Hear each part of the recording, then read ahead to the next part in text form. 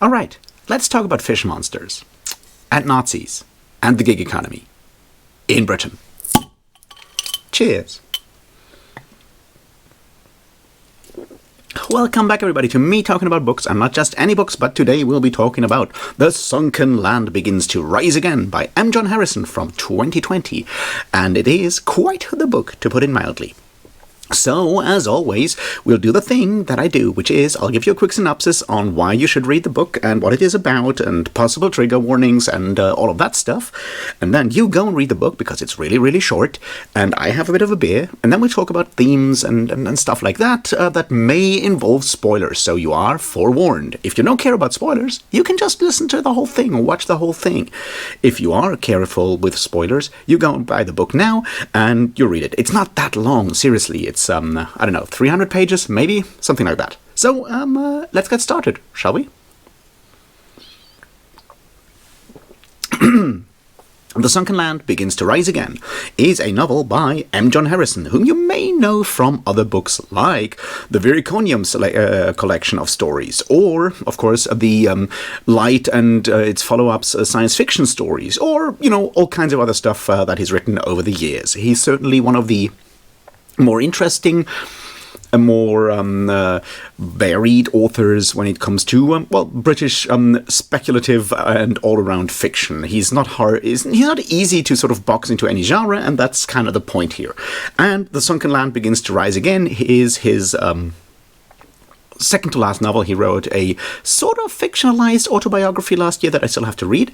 But this one is a cosmic horror, kind of psychogeographical novel about Brexit in a lot of ways, and it's weird. So that's the very, very short pitch. If Shadows over Innsmouth would happen in Britain and no one noticed, that's kind of the pitch here. To make it much clearer, this is a novel set in England in, the late 2010s. It is about two characters. One of them is Lee Shaw, and one of them is Victoria Norman, and they are both in their 40s, possibly early 50s. It's kind of hard to say.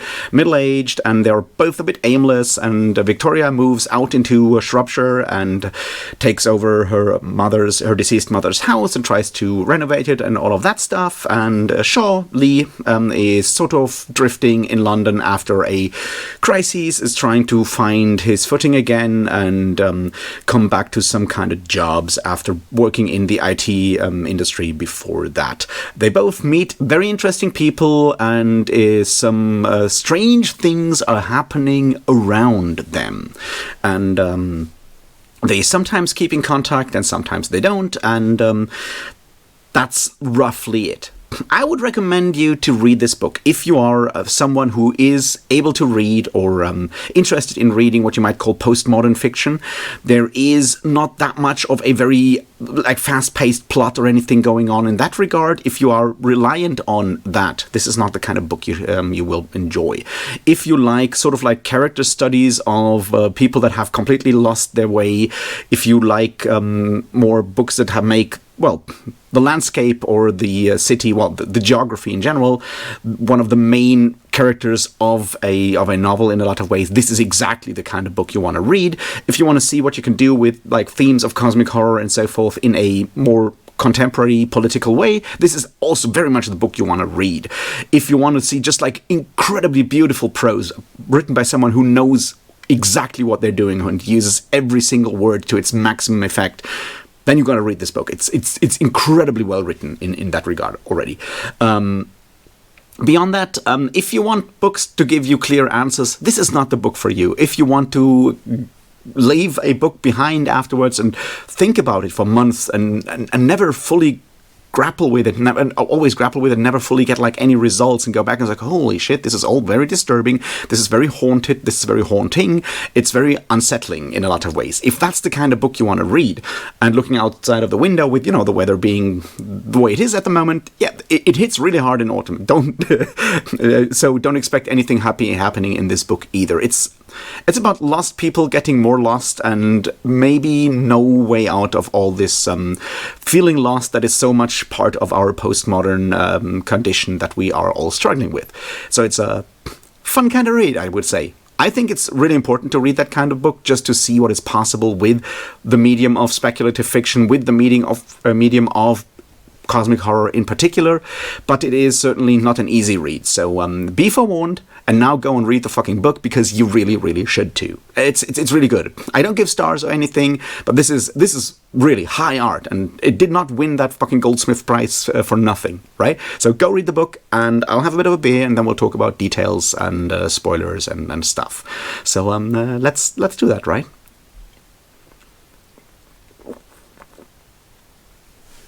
All right. So, you have read the book, and ideally you are now just as disturbed as I was when I finished it yesterday.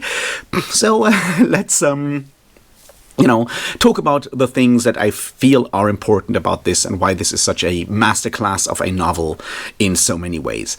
And we'll do this the usual way. I'll talk about three sort of like main themes or main stylistic influences that I feel are important, and then we'll talk about how they are applied to the novel, and then maybe this will all end in more bafflement, which would be fitting, right? So let's start with the first one. Psychogeography is a very interesting field. In general, it is also very much something that certain novelists have played with. Ian Sinclair, someone else who's very clearly played around with London in particular, recently also mentioned within as one of the two people dedicated Alan Moore dedicated The Great When to, and the other one being Michael Moorcock, who also kind of played around with that for a while. It's often a very British kind of genre of looking at a place and how it infuses the people that live there with all kinds of issues. If you want a non-British version of that, I would recommend Fritz Leiber's Our Lady of Darkness, which plays around with psychogeography as a horror novel in San Francisco, I think, or Los Angeles. I always confuse those cities. Somewhere in the Bay Area is my point. In 1960s, I guess, late 1970s maybe. It's an interesting novel. I've made a video about it. You should go and watch it. You should definitely go and read the book if you want to see how psychogeography can be applied in a horror context. So this is one of the important elements and stylistic schools that this novel hails from. So something that pays a lot of attention to landscape, to geography, especially to, well, often towns, but not just cities. And obviously London plays a huge role in this novel, but also, more like the countryside in this particular case. The next part, of course, here is cosmic horror. I've already mentioned it. And cosmic horror is a very difficult kind of school to define, I think, because of, well, Lovecraft, to put it mildly. And that it's very much connected to Lovecraft, but it doesn't have to involve, Cthulhu or anything of the sorts. At the end of the day, I would argue that a key concept and one of the key reasons where horror in the cosmic horror kind of school comes from is the understanding that we are living in an uncaring universe that does not, and no matter what we do here, we will just fail because the universe out there doesn't care. Now, that is obviously not scary as such, but cosmic horror often kind of uses, Lovecraft, for example, using his great old ones and weird entities to personify that fear once again, because the nothingness is hard to describe. There's obviously other authors that do the same thing and play around with it in all kinds of ways, and it can do both. So, and this is something that I feel this novel works well with, because on the one hand, you have this uncaring universe out there. No matter what we do in our actions, they won't, in fact, have much of any influence on our lives, because the world is just so large and our actions are often meaningless. Our existence is meaningless. If we die, no one cares. That whole bleakness that is a part of cosmic horror, that feeling of helplessness in front of a uncaring, endless universe is in there. But what M. John Harrison does is he takes the particulars of especially Lovecraftian horror in there as well. And that is, of course, the idea of people coming back from the sea. When I said Shadows over Innsmouth, I did not say that for nothing, right? We have the whole idea of the deep ones that mix with the people living in Innsmouth, the people in Innsmouth doing that for power, and so forth. Now, the original story is, of course, incredibly racist, as all of Lovecraft stories are, because in this case it's tied to people from the South Pacific in a lot of ways, and miscegenation, whatever, race mixing, to put it mildly, is the thing that Lovecraft is afraid of. This is not exactly what is going on here, but the image of people, something coming from the sea, is certainly an idea here. Something old is also, and these are obviously the two dimensions of cosmic horror. It's like the cosmos is huge in a both in a spatial and in a temporary dimension, right? It's old and it's huge, and there's stuff out there that has been around forever, and it's in places that we can't reach. So having something old coming back from the sea is the ultimate idea of cosmic horror, even once you take the racist undertones of Lovecraft out of your horror. There will be, of course, a way that M. John Harrison does tie back to that, where the racism kind of comes in, and this is, of course, because we talk about Brexit at the end of the day, in a lot of ways. So that is the second dimension here. Cosmic horror, something that we have no influence, the larger world standing without any meaning in front of the larger cosmos, and being, very afraid of that. The third part is, of course, this being postmodernism in a lot of ways. And postmodernism is, of course, hard to define in a lot of ways. I would say this is postmodern in a more like Frederick Jameson style of way, by which I mean one of the key tools of postmodernism being the bricolage, the other part being that in a world where there are all kinds of meanings out there, it's very difficult for people to find a way. It's very easy to be overwhelmed by the different options, by the different forms of meaning, the different truths, and so forth happening all around us. It's one of the key conditions, key parts of the postmodern condition is exactly that, being lost without a clear path to any form of meaning, and being, overwhelmed by the inrush of images, pictures, and so forth. And the tool to deal with that is, of course, one form of dealing with that in an artistic way is bricolage, by which I mean, and not I alone, but which means that you take images and themes and references from all over this large accumulation of spectacles that you can all tie in. You can quote, you can reappropriate citations, you can take all of these different elements and tie them all in together, and that is part of the postmodern condition and part of the postmodern novel. If you read something like Thomas Pynchon, you'll see him making all kinds of references and jokes. If you read something like Umberto Eco, you see the same thing happening, usually with the different topics, often medieval topics in that regard. And the Sunken Land begins to rise again is no different in that regard. One one easy way of looking at this is chapter titles, because a lot of these chapter titles are book titles of different authors. There's, of course, one that is A Swan's Way, which is part of In Search of Lost Time, one of the long different parts of the novel, of this novel cycle, is Swan's Way, which is one of them. The final chapter being called The Farthest Shore, which is a novel, an Earthsea novel by Ursula Le Guin, and there's others in there.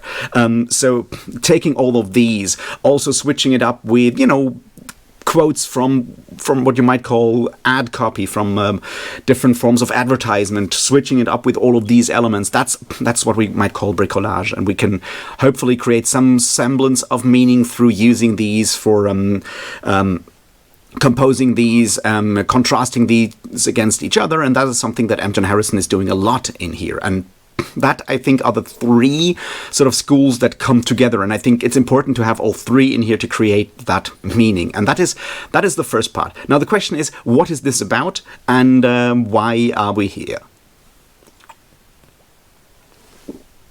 And I would say this is just another book in the sort of like speculative fiction authors trying to make sense of the fuck happened to Britain. Now, this is a larger field than you might think. I would argue that definitely The Great Wen, and thus the Long London Quartet by Alan Moore, is part of this. I would argue that Gog Magog and Ludluda, The Chronicles of Ludwig by Jeff Noon and Steve Beard, is part of this, and I would argue there are no more books like this right now, because the UK is not exactly okay. And Brexit came as a bit of a shock to some people. The idea that something this stupid could happen came as a shock to a lot of people. And what authors do in these kind of situations is like ask themselves, how did it come to this? Where did we go wrong? What happened to Britain? When did something go wrong? And that's one question there. The other part is, of course, just to look at the country and go like, well, so what's happening? And John Harrison does not go back into history, which is what Alan Moore does with his books. It does not turn into fantasy future as Jeff Noon and Steve Beard go. Instead, he focuses on the now, on the present, and gives us a very weird diagnosis of and portrait of the status quo. And that is why I think all these three stylistic elements that I just pointed out come together here. This is why Britain is the way it is right now, or the way Britain is right now is exactly that. It's psychogeographical in that it is, in a way, very much rooted to England and the UK as a country. And we see this in this book in the way that we have the contrast between London as a city and the countryside, the way that there is an ever-widening divide between London, the city of London, and the rest of the UK.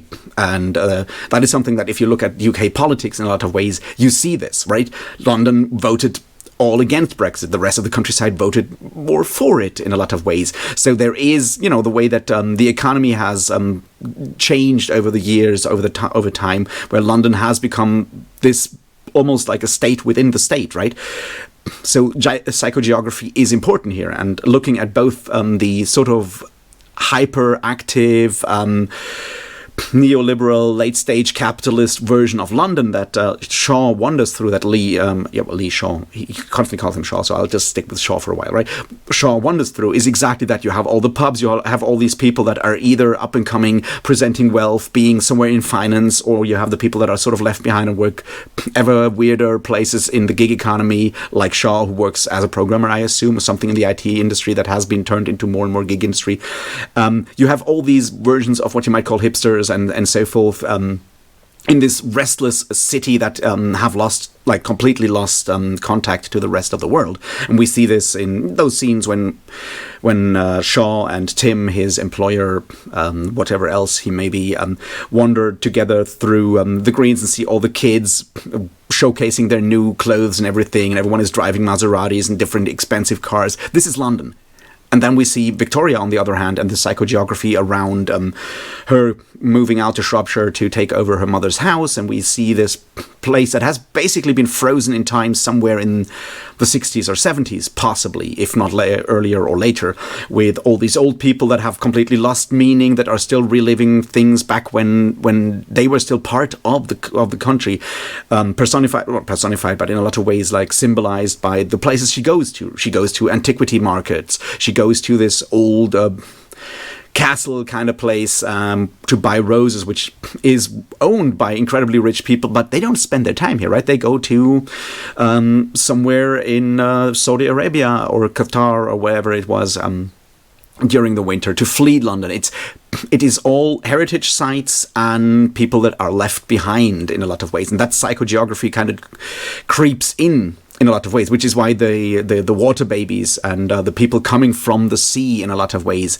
or from the water are much more powerful out there, right? It's everyone is slightly connected to the water. It's Pearl, it's the people running the aquarium store. All of these people are sort of connected to the water because that's what takes over out there in the countryside once it has been left behind so much. And I think the interesting part here is that contrast between the people living there being left behind and the whole place being turned into a simulacrum almost of what it once was, into a semblance of what it once, a spectacle of what it once was, with everything being a heritage site, with tourists coming around in summer, looking at all the castles, looking at all these different places, and it does no longer exist. It is just a shell of what it once was, and that kind of obviously goes for the house that Victoria is trying to fix up, and that is exactly one key part here. And on the other hand, we have the psychogeography London. Now, this is the first part. The second part here is, I would argue, the very much the being lost, the postmodern condition of a lack of meaning, trying to create our own meaning, often failing in that, trying to talk to each other, often failing. The fact that Victoria and Shaw are constantly trying to not contact or are incapable of talking to each other, right? They hook up for some sex and nothing much happens, and you can see all these failed conversations they are trying to have. In a lot of ways, these are obviously a representation of the failure of communication, of understanding between the countryside and the city, in this case, right? And I think it's important to see that it's Victoria writing all these emails, writing all the messages, and trying to contact Shaw, who is back in the city, and thus maybe hinting at the idea that it is the city that has abandoned the countryside and not the other way round. So this is one key part of this, I think. This loss of understanding, this loss of meaning is very much the postmodern aspect of this. Now we need to also talk about the cosmic horror part, and then maybe we'll wrap this all up. And this is, I think, where things get very interesting. See, Brexit in a lot of ways kind of happened with a lot of people not understanding why, or not even noticing until it was too late, with people in favor of, or sort of at least neutral, just not going to vote. So the people that are actually convinced to do it took over the country in a lot of ways. And this is something that Harrison has said in interviews, and that it is basically about people who are too obsessed to ever figure out how, or even notice how their country is taken over by fish people. That's kind of the point, right? They are not noticing because they are so lost and not understanding what is going on, whether they want to or not, and sometimes willfully ignoring what's going on. And that is certainly what is going on here. But using cosmic horror for that, I think, is powerful, because on the one hand, it is about something alien, something old, and something coming, in this case, from the sea, but it doesn't matter that much unless it does. And this is, I think, why picking a Lovecraftian theme is so powerful. A large part of the Brexit movement is about racism. It's about people coming from across the sea. It's about, being racist against migrants of all kinds. So using that racist fear of things that come from the sea, that are alien, that are just not white, to put it mildly, that is such a fundamental part of Lovecraft's version of cosmic horror, is important, because it kind of showcases how these elements took over Britain, these people that are in a lot of ways like Lovecraft, just even worse. And seeing how people in London, in this case Shaw working for Tim, working on these conspiracy websites, spreading the conspiracy, not even noticing what is going on, because how could you take this all seriously, is still spreading that disease, spreading that weird thing from the sea that is actually evil in this case, while pretending it is about something else, pretending it is about the old school racist fears that made Lovecraft's cosmic horror work. Instead, it is actually the poison of racism that they are spreading in that regard. It's like using it and subverting that theme, and that part of cosmic horror, I think, is an important important element of why this works so well, and why cosmic horror is the only way of telling the story of Brexit and understanding, or not understanding, but at least trying to come closer to an understanding of what went on in Britain. It is cosmic horror in its purest form is, of course, anti-modern. It's reactionary in a lot of ways. So what we can try to understand and try to explain, or try to construct in all of this mess, I would say, is that in a postmodern situation where everyone is lost and is closed in and trying to just survive a situation that capitalism has very much created. This is why I think the whole idea about the gig work, people in the countryside losing their homes, Victoria selling off her home once again to people that are, dressed in all these symbols and all these ways and costumes of success, of monetary success. Once Helen buys the house, she looks like someone who's doing CrossFit and everything, right? Having all these markers, taking out creating a situation where people lose their understanding, lose their way, and lose even more meaning than they had before, creates a space in which the anti-modern, reactionary poison of cosmic horror, of the racist cosmic horror of Lovecraft, can seep in. And this is exactly what it does.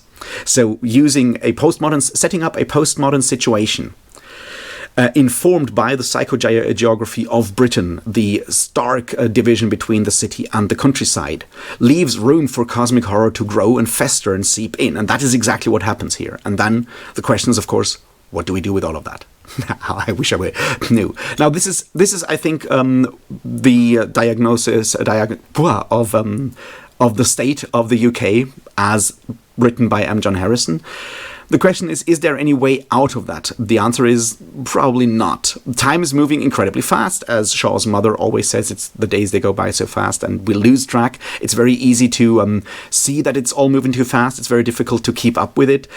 It's very difficult to do anything but slowly try and find and maybe create meaning. This is obviously what Shaw tries to do at the end when, starts working again. He moves in with these new people. He starts actually answering to Victoria, and this is the depressing part.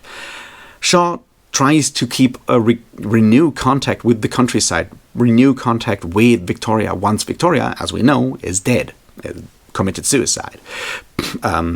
If we want to call it suicide, in that very weird, magical, realist way of this novel. And this would, if we look at this as looking at the state of the UK right now, this would suggest that maybe it's too late for the city of London to and people in the city to reach out to the countryside and renew contact and maybe do something, because at this point the countryside is lost. Obviously, the question is, what would happen to Shaw if he moved out into the countryside to look up Victoria? Would he also fall for the curse of the countryside and die out there? Is it that part dark, or is it not? We don't know. It stays out in the open, but that, I think, is the future as seen by M. John Harrison. The breakdown of communication is what has happened, what has led to the situation that we are in right now.